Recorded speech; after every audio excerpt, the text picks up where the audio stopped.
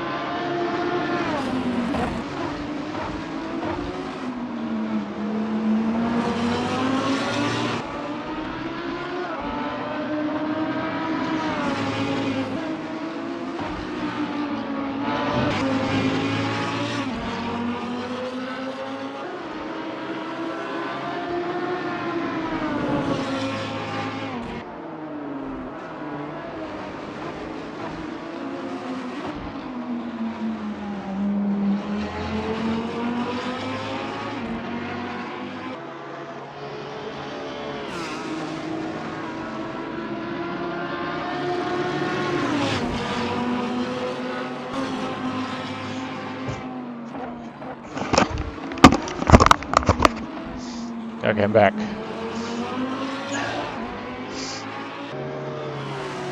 Note to self, less coffee before the race.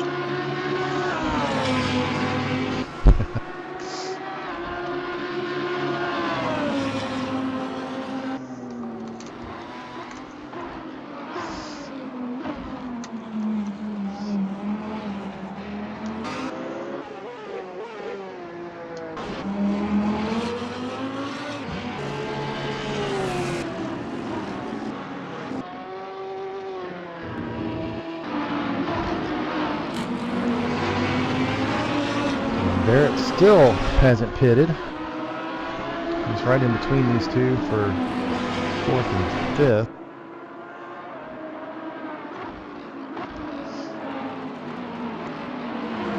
And we see the leader coming up, and Thomas Schubeck decides to mow some lawn and make it easy for him.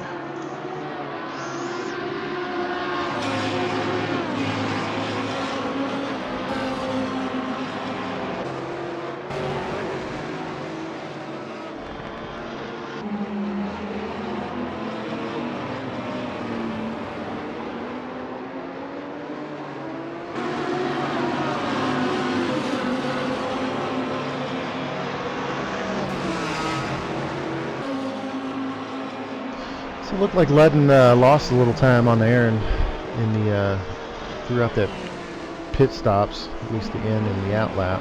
He's back about 3.5 seconds now, down from about 1.5.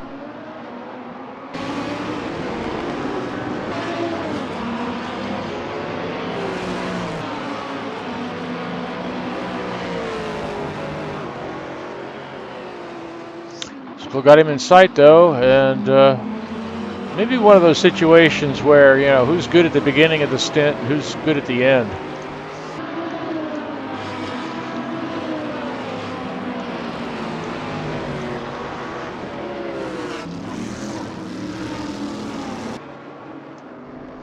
Looks like Al's cut a little time off of Ludden too.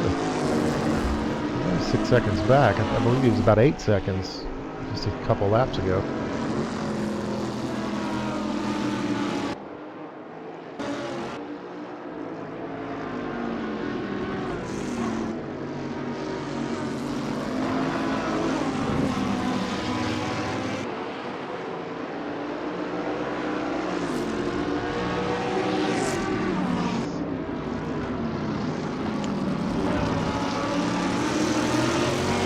Yeah, it looks like Andrew Warner's got those tires warmed up. He's closed the gap up here on Barrett. And if Barrett hasn't pitted yet, then his tires are starting to hurt, I think. And meanwhile, Salem Montgomery Jr. is getting away.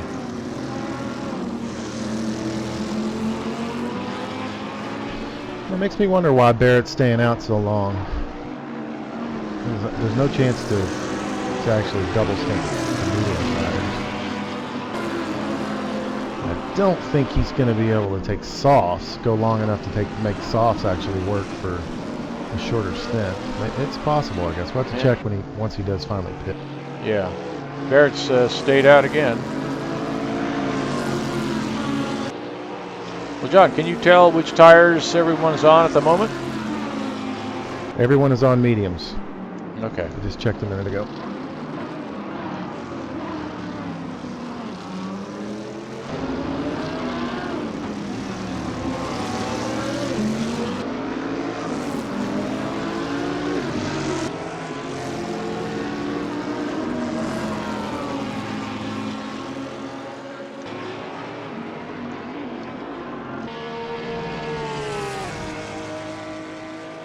I don't think we've really mentioned it. I believe we got 5 different tire choices on these GT cars, all the way from super soft slicks that they're only good for a couple of laps in qualifying, to softs, mediums, hards, and then extra hards. Is that how it goes?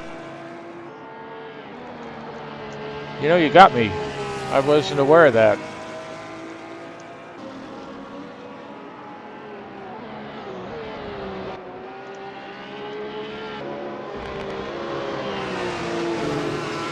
Oh, Andrew makes a move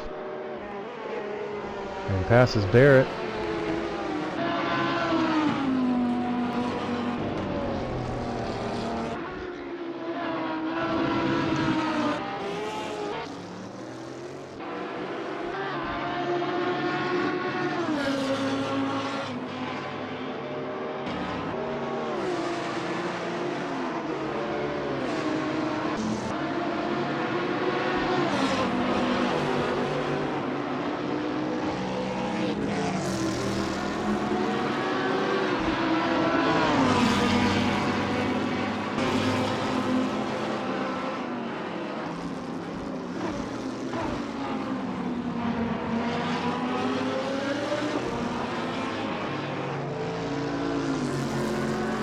Looks like Barrett stayed out again. He must be trying a different strategy. They're just going to try to throw on some softs and go for a much shorter stint at the end of the race. Well, John, do you recall about where Barrett was before the pit sequences?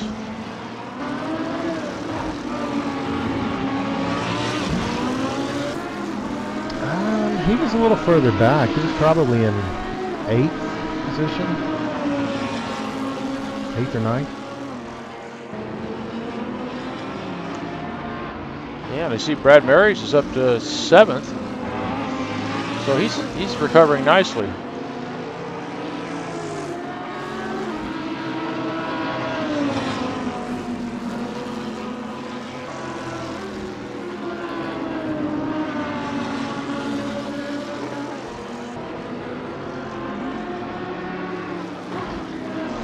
So Marty, every once in a while, you'll get in a situation like Barrett and Warner are in right now that they're racing for position, but they're theoretically, there's a big theoretical gap between the cars, because we know that Barrett's going to have to make a pit again. But I mean, you are allowed to race for position. What do you think about that? And what I mean by it is, I think it's fair that Barrett races Andrew as hard as he can, and when he was ahead of him, he might have been a little slower, but not just going to give up the spot. But when Barrett finally does make his pit stop, if he takes a different tire, a softer tire for instance, he's going to be much faster. And that couple of seconds, or maybe 5-6 seconds he held him up for a few laps, could actually gain him the position back at the end of the race. What are your thoughts on that? Yeah, that has been. There goes Barrett in the pits as we speak. Yeah, I've been in that situation, and with some controversy as to the effect on the points championship. I think it depends on the relative speed of the cars. I mean, bottom line, you're always allowed to defend your position in the order. But if in the process you are significantly slower and yet able to hold up another driver, and there are other implications like an end of season points chase, then the gentlemanly thing to do is to know that you're not you're going to have to pit. You're not going to keep the position, and that you're too slow to keep from holding up a guy whose points chase is significant, shall we say. So yeah, it's a gentleman's call. It really is, and that's part of what makes racing interesting. It's like sometimes there are situations where, you know, people's decisions will cause tempers to flare, but you know, usually trying to talk it out, and just like we're doing on the issue tonight, can help people understand the implications beyond their own effort. That there are other drivers that are on the track, and everybody can have an effect on somebody else's race. So, you know, I think the short answer is it depends on the situation. Right. Getting back to Barrett, he is on softs now, so he's going to have to go about 13 laps on these soft tires. Well, that'll be interesting. Yeah, it'd be interesting to see what kind of laps he puts in, because he's very quick, although he does have some ballast. He's carrying... Oh, no, he doesn't have any ballast. He had a no-qual, so... Yeah, he's going to put in some blazing laps, I bet. He's always been fast. And he's got a big advantage, at least for now, with soft tire. Yeah, back in this first, second, and third, El Maribon is within 2 seconds of Jon Ludden for second. And they can both see the leader up ahead, even though that gap has gotten up to about 4.5 seconds. Looks like we may have a race here, a battle on our hands for second place.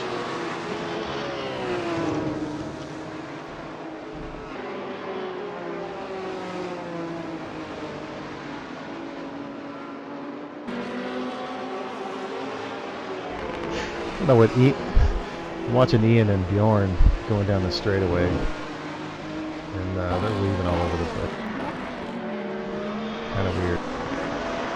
Wonder if there wasn't some contact earlier. They're kind of just showing each other who's in charge.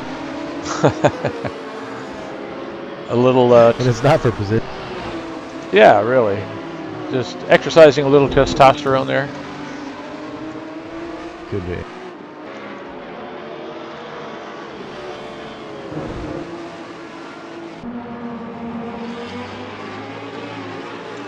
Well, we definitely have a three-way race for the lead here. It's their pace is all very close, and we still have 11 laps to go.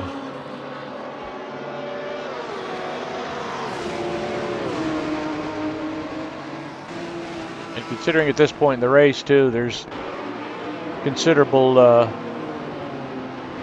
lapping by the leaders of slower cars. This track's pretty wide, so it's, you know, it isn't as difficult as it is at some tracks.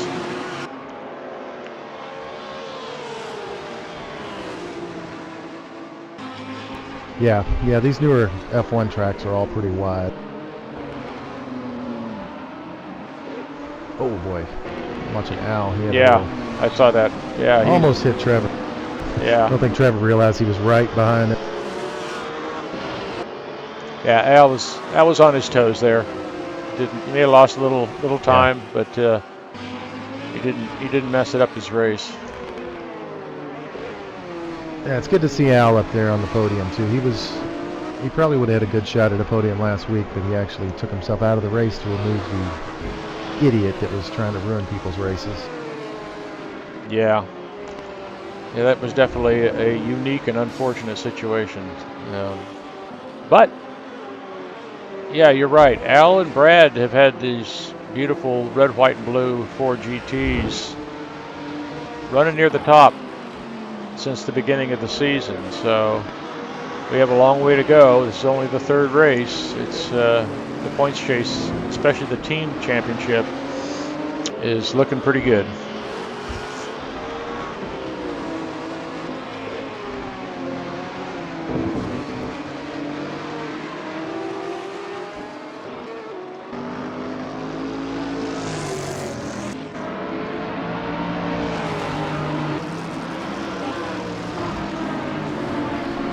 Speaking of the championships, the Drivers' Championship was pretty close.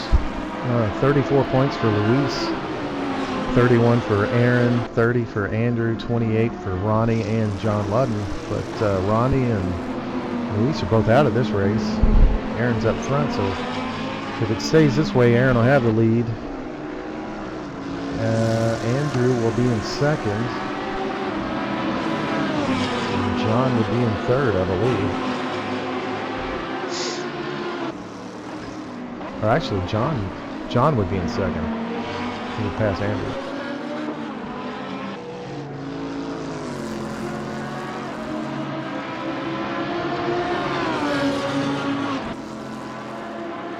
Looks like Andrew Warner's having a little difficulty getting around Thomas here. Thomas swings wide and says, "Go for it." Good man.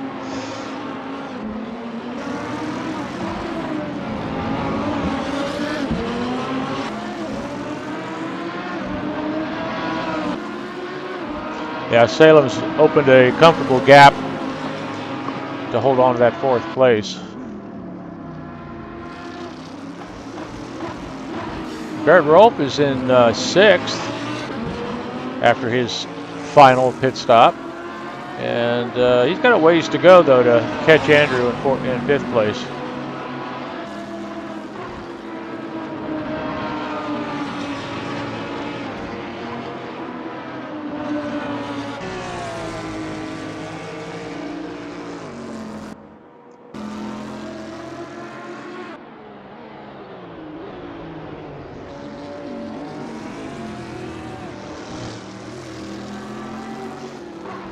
I wonder if Barrett has put those soft tires on in order to cinch that coveted fast lap of the race.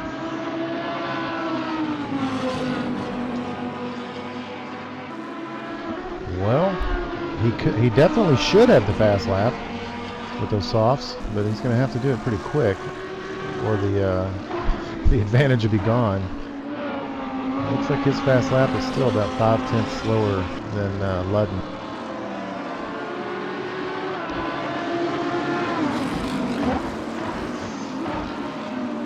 But speaking of fast lap, Aaron Parsons just took it away. Oh, we timed that perfect.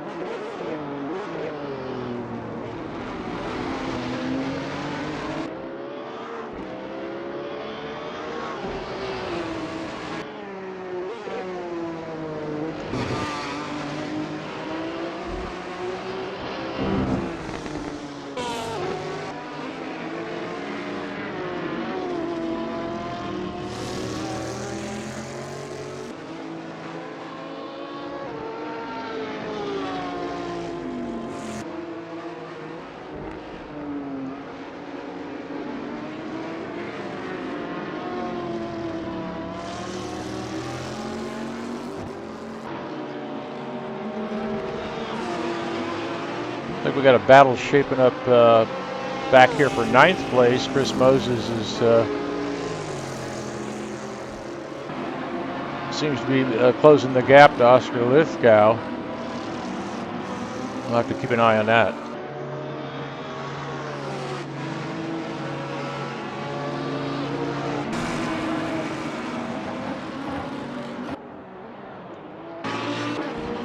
Pretty unusual to see Chris make two big mistakes in one race. Yeah, really. But he has, I don't know if it's an excuse or not, he has been a little under the weather this week. For the last couple of weeks, he's had a pretty bad cold. Yeah, well, Chris likes what I would characterize as an edgy setup. And it may have been a little more edgy than normal tonight, kind of caught him out. And like you say, if he's a little under the weather, that's, it's difficult for anyone to perform at their peak when their body's letting them down. Yeah, and you also don't feel like practicing as much if you're sick.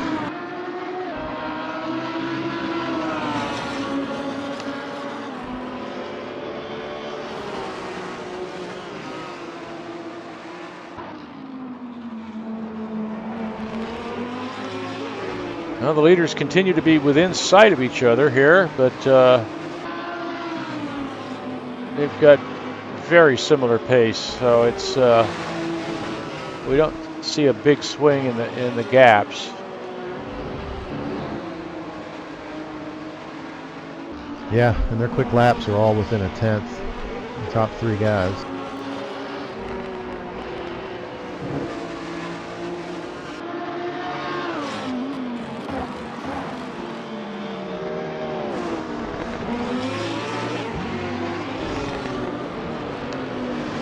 Well, we got about 7 laps remaining here. So if you're going to do it, it's about time to start doing it.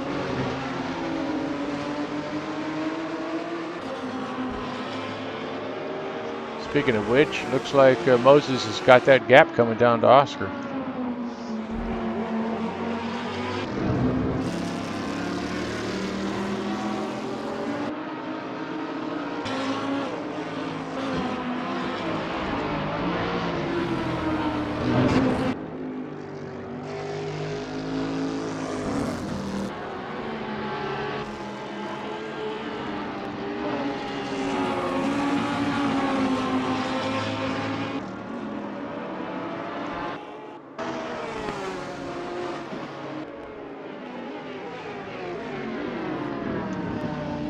Ooh, we can catch Oscar and Chris coming up on Bjorn Heyman, and looks like they got through clean.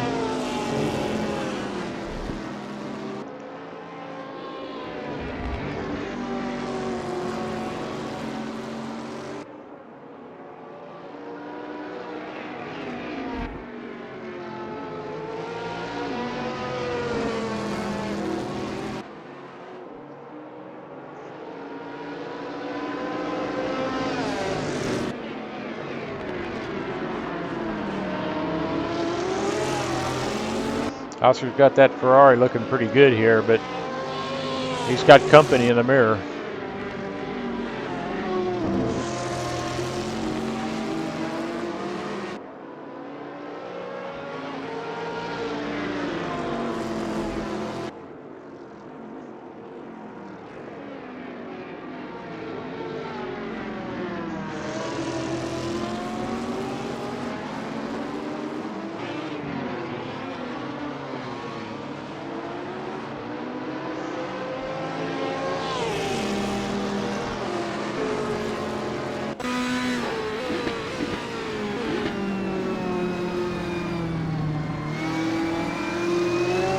Moses is very close coming into the last turn. Gets a little too much curve on the exit.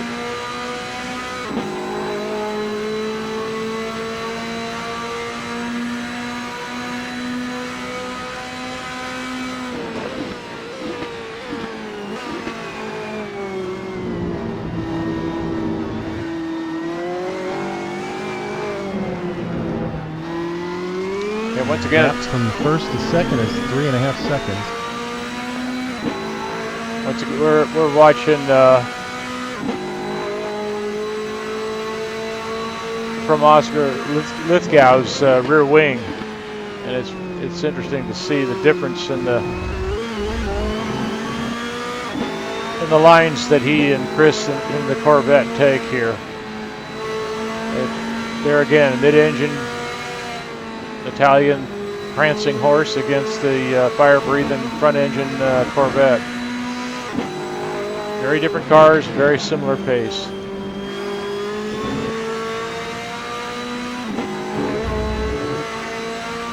Looks like Brad put in the quickest lap of the race.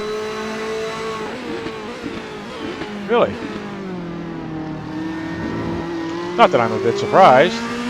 He and Al have had those 4 GTs pretty well tuned up. So it's like, yeah, once you get away from the mayhem and settle down and get your damage fixed, that's when it all comes together.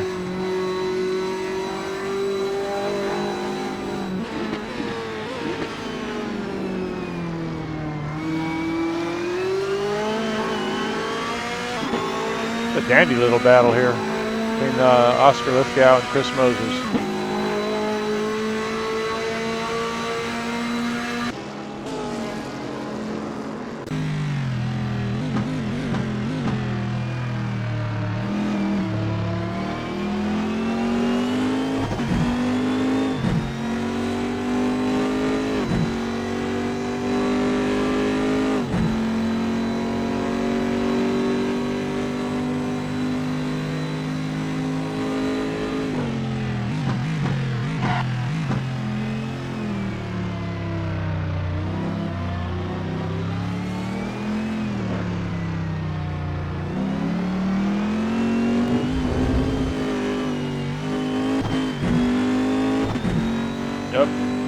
Too much curb got the better of Chris, so he's lost some time here.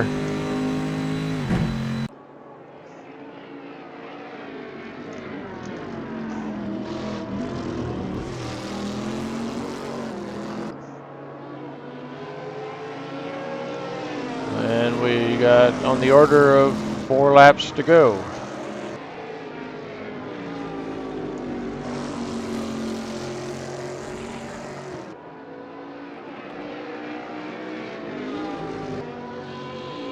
Gaps up front are staying consistent.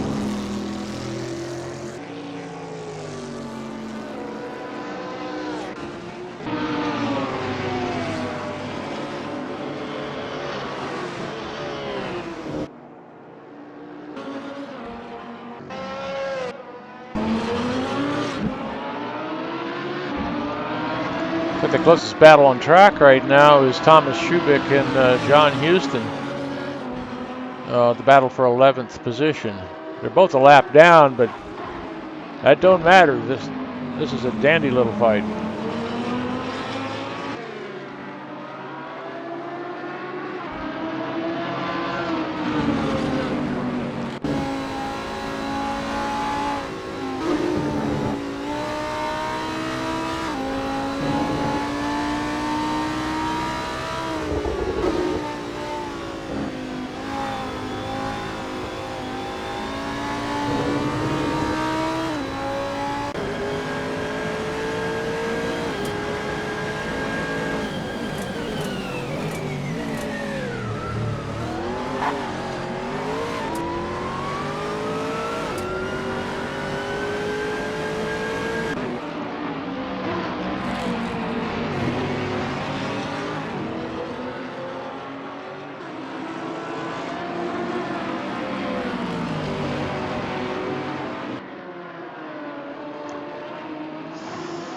Well, there's been some great racing here tonight. Battles up and down the order. The usual suspects seem to be creeping toward the front of the pack, and everybody having a good time.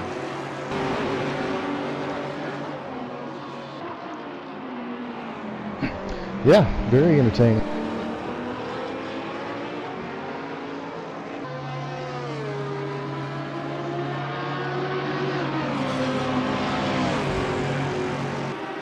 It's like Jon Ludden's been able to put his head down and open up a little space between him and Schubick.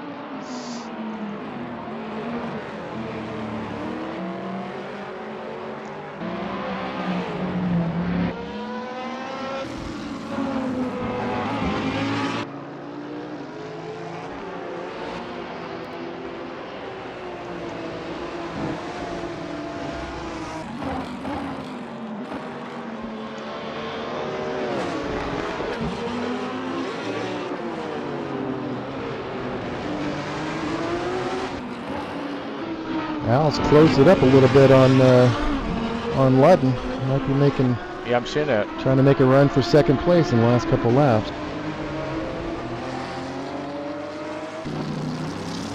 We've got less than 4 to go.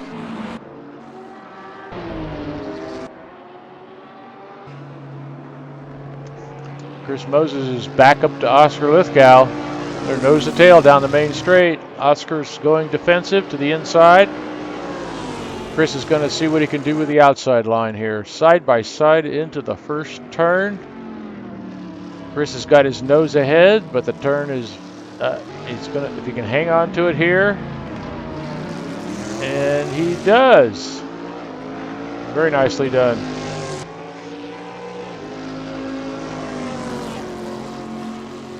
That was not easy.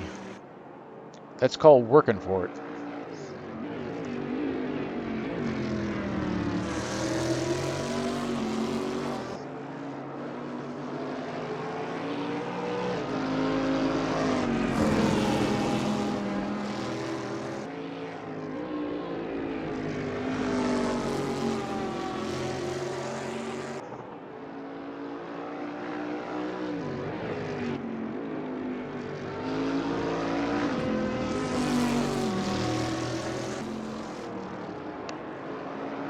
The Oscar's very quick through that double right hand sweeper. He gets right back. Ooh, Chris has got a big slide there in the hairpin. This is not over.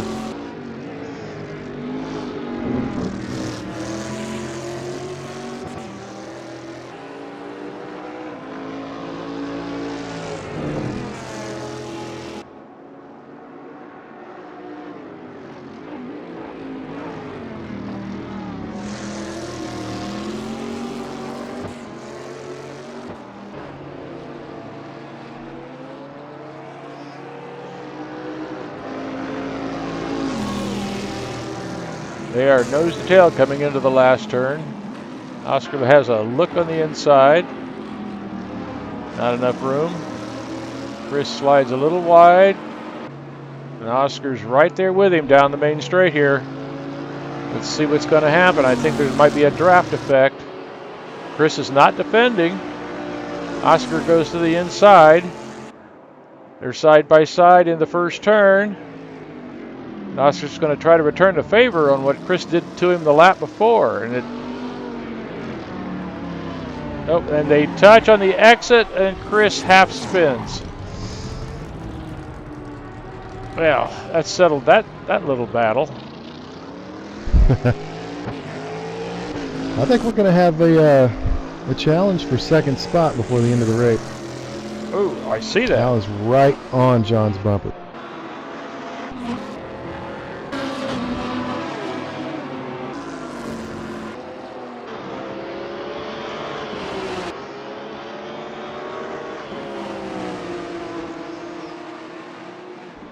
Yeah, well, they're definitely going to try to make it interesting here. That's for sure. What do we got? Oh, we're down to 2 laps to go here.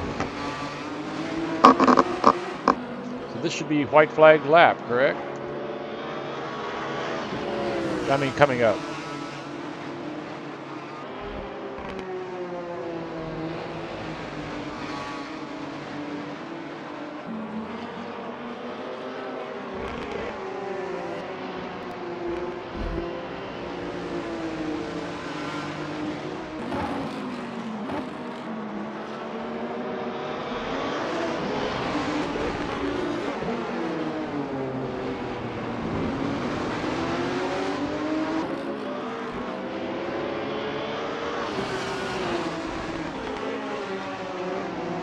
I'm sure the intensity behind the wheel for these two drivers with a little over a lap to go is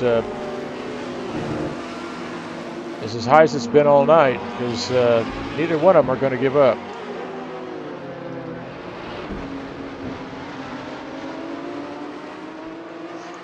As I said before, it's interesting. Two identical types of cars and some distinctly different approaches to the fast line around this track.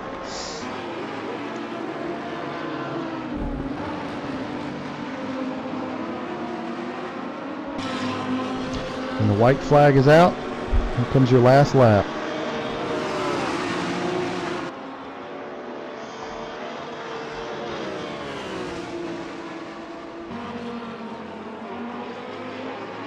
Let's see if Al can close up through this little section. He did last lap. Yeah, it's just a very slow section. It really tends to accordion the gap up, so to speak. But Jon looks pretty solid unless he makes an uncharacteristic mistake. Al's got his work cut out for him here.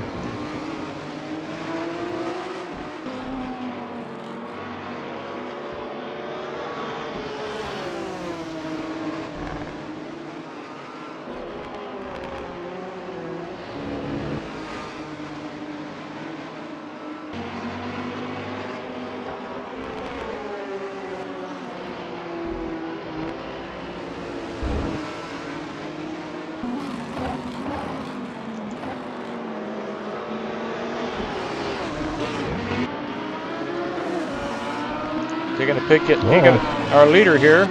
Looks like he's in clean air. Have a little lockup from Ludden. Allowed Al to get right back on his bumper.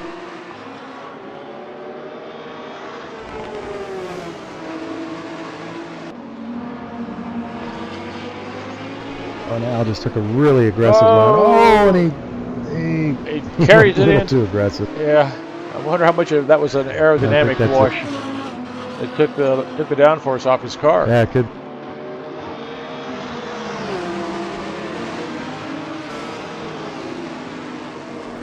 He really pushed it on the corner before that, and I thought he got away with it, but there we go. Aaron takes the checker.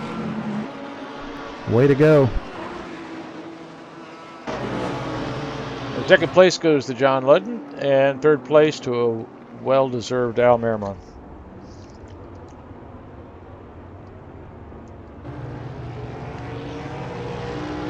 Sale Montgomery Jr. in fourth.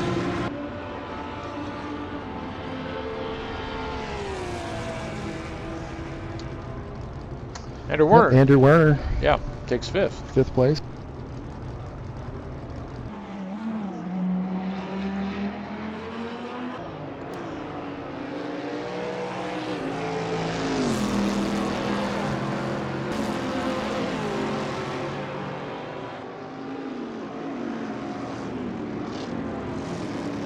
Rolf Baird is around the last turn, on his way to the line to take sixth place.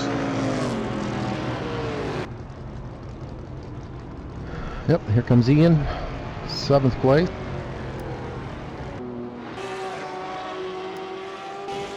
Brad, I'm sure he'll be disappointed in 8. Well, considering how far down he was there toward the middle of the race, I'm sure it was a good drive as far as it goes, barring the incidents that put him back there.